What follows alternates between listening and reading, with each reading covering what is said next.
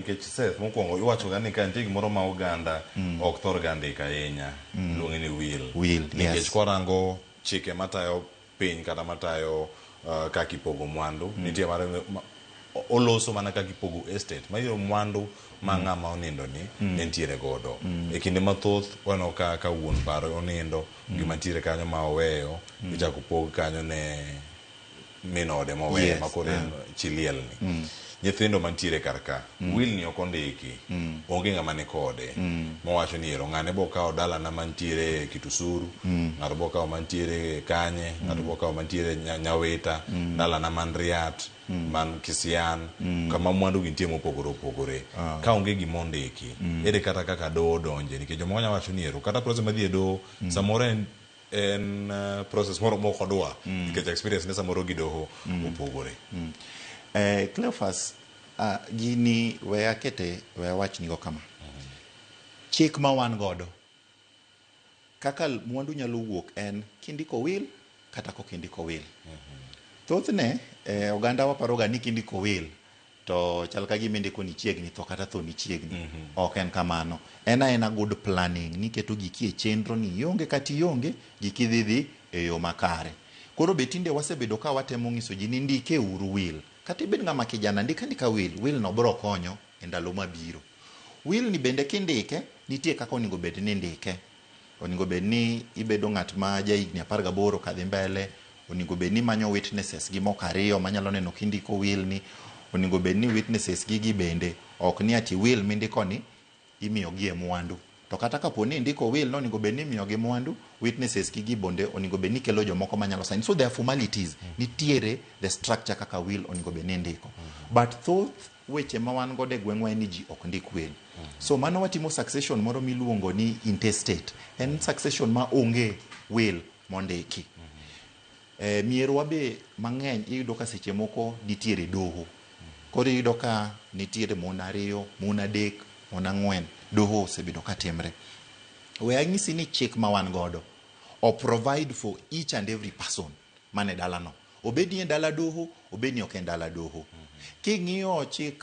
law of succession section 66 king'iyo wacho jomoningo bed ni nyalo ga inherit e priority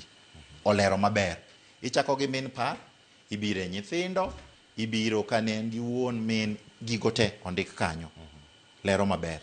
kapo ni nitiere joma onge kanyo kendo nitiere section ma wuoye wigi ma wacho niya kapo ni ng'ani e ngimane ne nitiere kaka nodak gi min par to gi jomoko jogi bende nyalo bedo provided for nitiere kaka ondik kanyo so kata kapo ni ng'ato ok ondiko will ok ochuno ok ni kokindiko will to koro min pari ok oningo bed ni yudo lobno the rule of thumb en ni min par yudo lo to hold lobno en gi life interest tigi miluongo ni life interest ni okaw lo to lobni omako ne nyithindo koro en mare gi nyithindo ka nyithindo chopo of age higni 18 kadhi malo to nyithindo koro inherit ka chopo gini but ji ema buono chik iyudo ni kidhi ir chief nitie barua moko ma chiefs jandikoga mitimo godo succession iyudo ka chief moko kar mondo giket min par barua ni ok gikete iyudo ka chief moko kapo ni en dala doho giketo min par achiel ok giketo 2 kata 3 modong' ka iyudo ni kapo ni chief geri gi ndiko barua iyudo no ndiko ne owadgi wuon par ni atiene wuoyi maduong' en kende en moningo bed ni ene barua ok oket jok modong'gi miluongo ni beneficiaries koro iyudo ni mond liete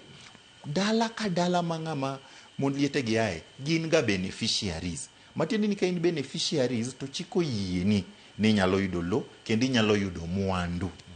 ma e dala no nikech in ng'ama nokaw mokete dala no kokalo kuom wuon par oningo bed ni iyudo mwandu no magi gik ma chik owacho to en buono chik mineno ka ji timo pile pile ni emineno ka kelo shida koro iyudo ka watimo negi socio economic empowerment kendo wakonyogi kendo giseyudo resruok kendo konyruok mang'eny